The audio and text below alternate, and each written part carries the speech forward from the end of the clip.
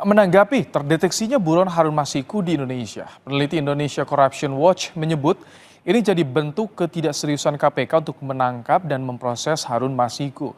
Terlebih, menurut ICW, Harun Masiku telah 3 tahun lamanya buron sejak ditetapkan sebagai tersangka pemberi suap komisioner KPU pada Januari 2020.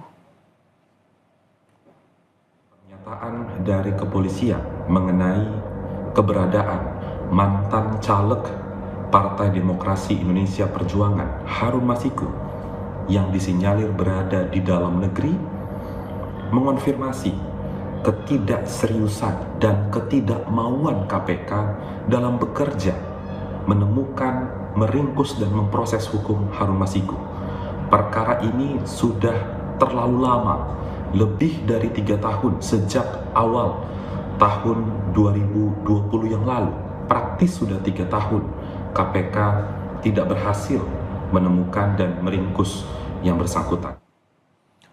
Diketahui sebelumnya buron KPK Harun Masiku tertangkap kamera CCTV Bandara Soekarno-Hatta pada 7 Januari 2020 lalu.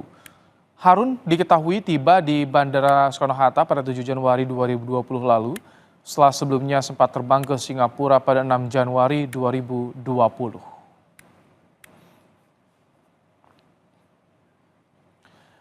Diketahui tersangka suap komisioner KPU Harun Masiku terbang ke Singapura pada 6 Januari 2020. Namun Harun diketahui kembali ke Indonesia pada 7 Januari 2020. Harun pun sempat tertangkap kamera CCTV Bandara Soekarno-Hatta kala itu. 8 Januari 2020 KPK pun melakukan operasi tangkap tangan. 9 Januari KPK menetapkan Harun bersama 3 orang lain sebagai tersangka. Barulah setelah setahun kemudian Interpol menerbitkan red notice terhadap Harun Masiku.